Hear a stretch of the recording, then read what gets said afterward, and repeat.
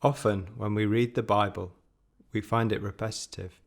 It sometimes causes us to get lost or lose focus on the plot. We often think, why does the writer have to write something so simple in such a complicated way? 通常当我们读圣经时，我们发现它总会重复，有时候会导致我们迷失在情节和故事线中。我们经常会想，为什么作者非要用这么复杂的方式写一个简单的内容呢？ So today I want to address this.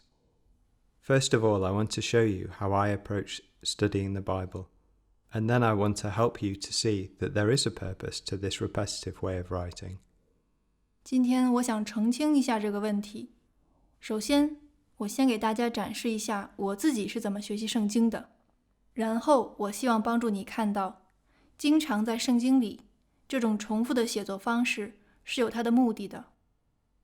When I approach a text, I like to read over a large section, and then break it down into smaller sections. I summarize the smaller sections, and then see how each of these fits together into the larger section. 当我拿到一篇经文，我会先通读一大段，然后把它分解成几个小段，分别总结这几个小段的内容，然后找到每一个小段是如何对应契合到更大的段落的。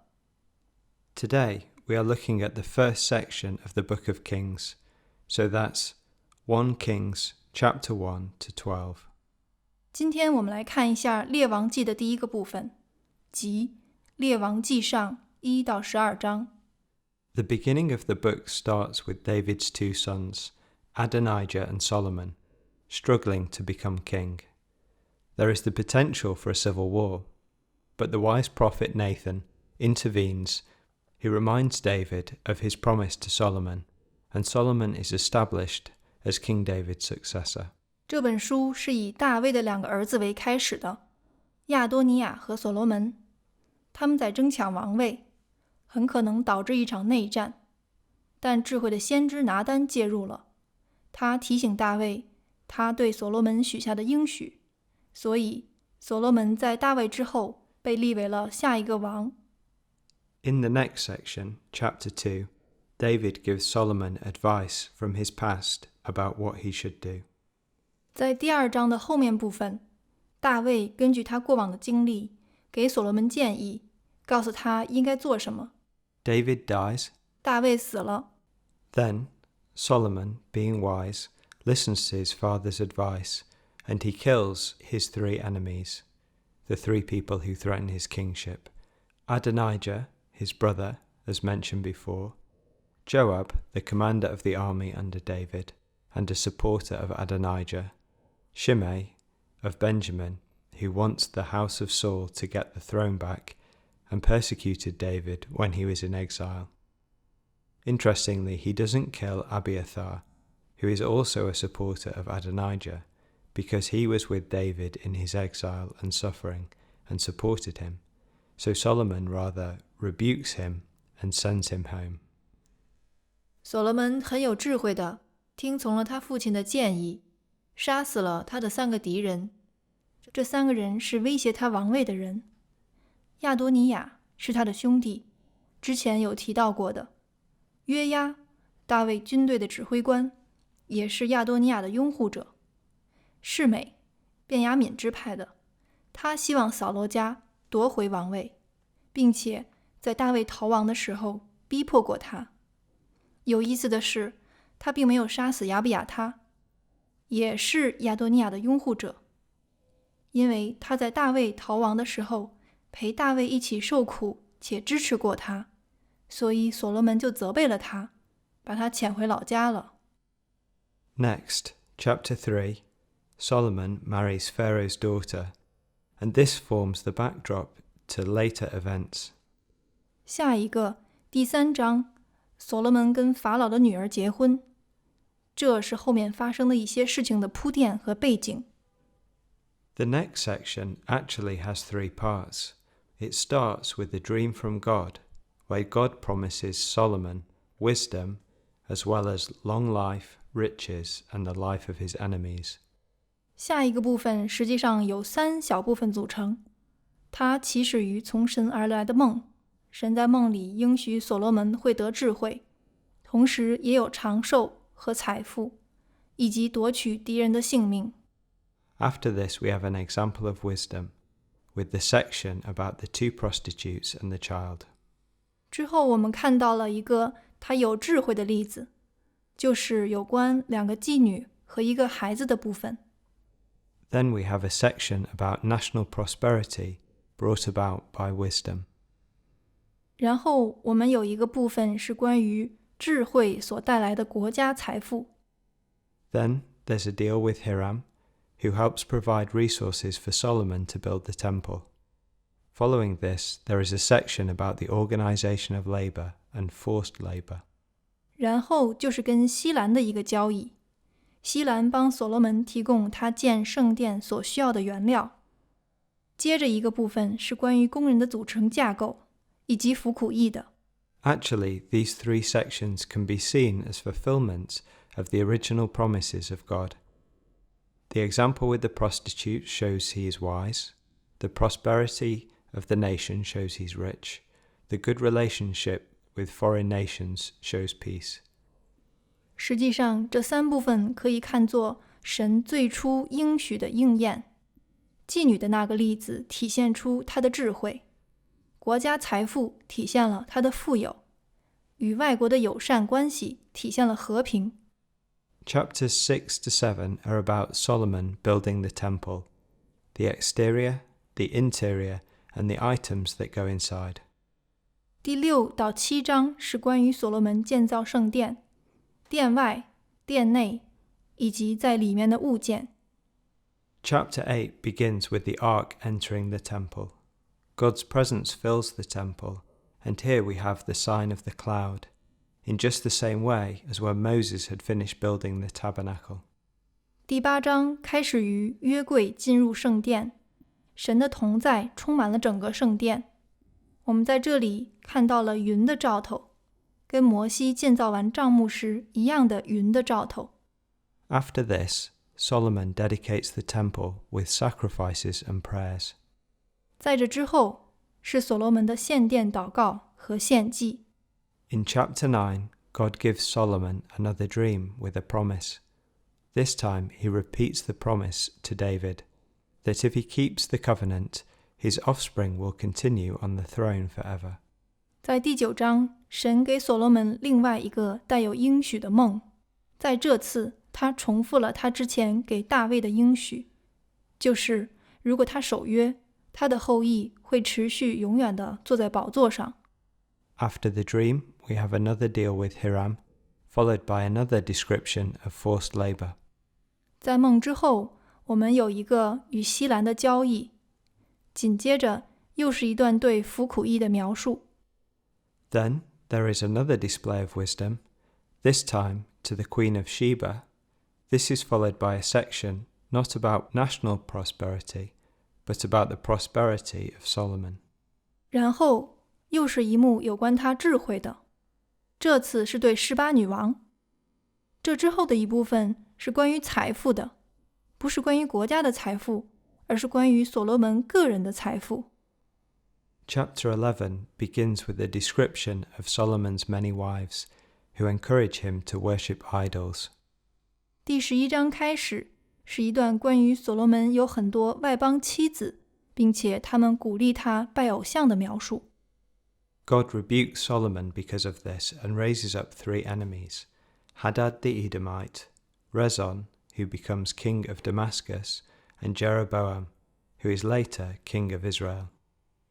神因此责备所罗门，并且兴起了3个敌人：哈达，以东人；利逊，在大马士革作王；和耶罗伯安，以色列以后的王。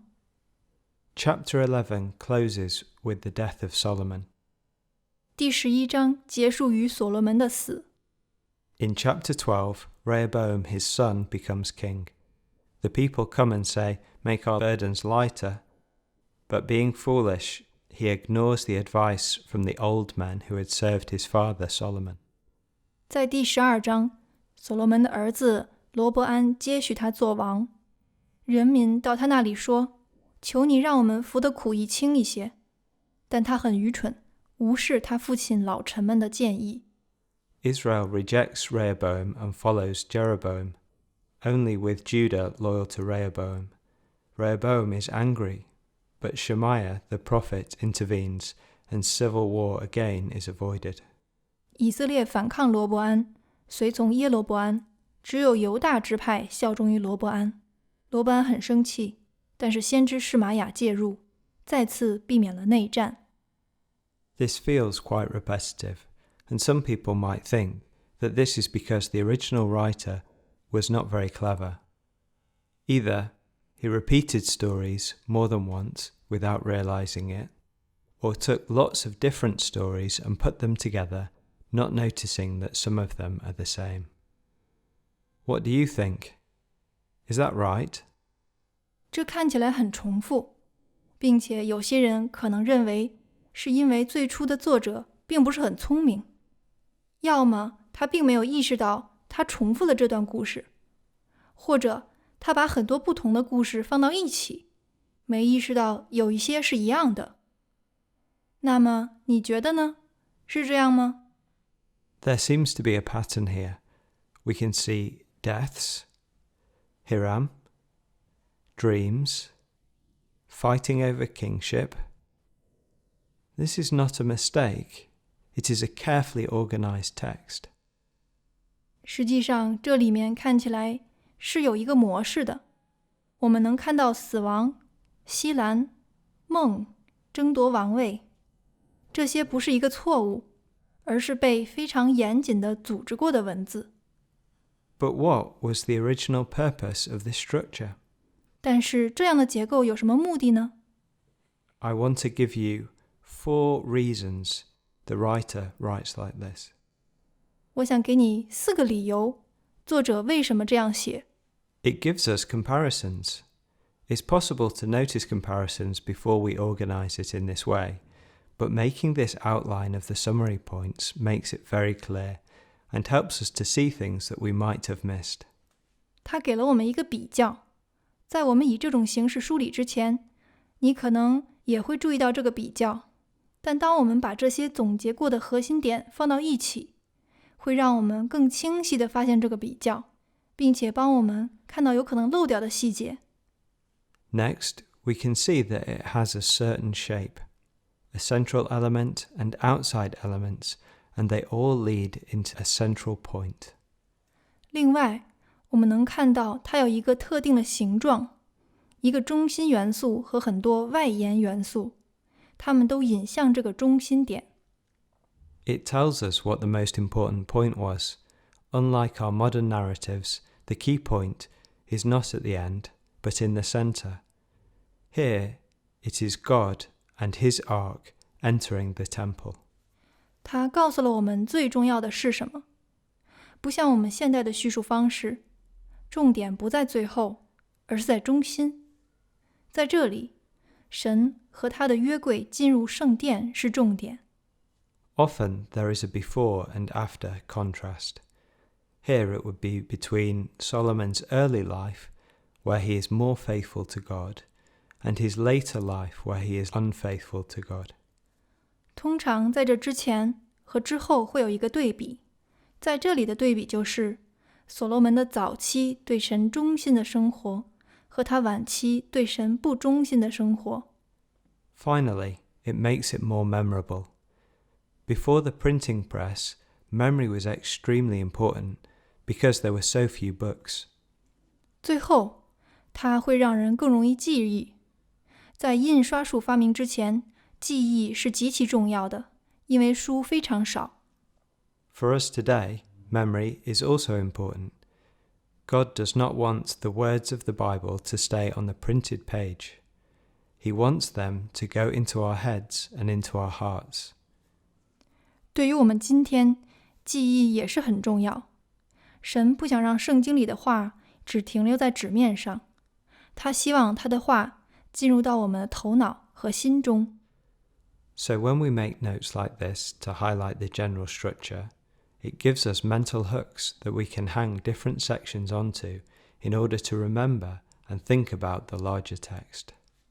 所以，当我们像这样做笔记，标注出大致的结构，这会像是给我们头脑里安放了挂钩，能挂住很多不同的段落，以便我们能记住和思考一大段经文。Now, if you look at this summary and carefully read the Bible, you will find that there are details that I have not mentioned. This summary could be more detailed or simpler. 现在，如果你看这些总结，仔细阅读圣经，你会发现有些细节我并没有提到。这些总结还能有更多细节，或者更加简单。What we have to remember here is that we are not finding some hidden secret or a code in the text. Rather, we are organizing our notes in a way that makes it easier for us to see the thinking of the writer and God's purpose in the text. 然而，我们需要记住的是，我们不是要在经文里找一些隐藏的秘密，或者某个密码，而是我们组织好我们的笔记，以一种更容易的方式，使我们看到作者的思想，以及神在经文里的目的。This is just a tool to help us think carefully and understand more clearly the Word of God. 这只是一个帮我们更加仔细思考的工具，帮我们更清晰地明白神的话语，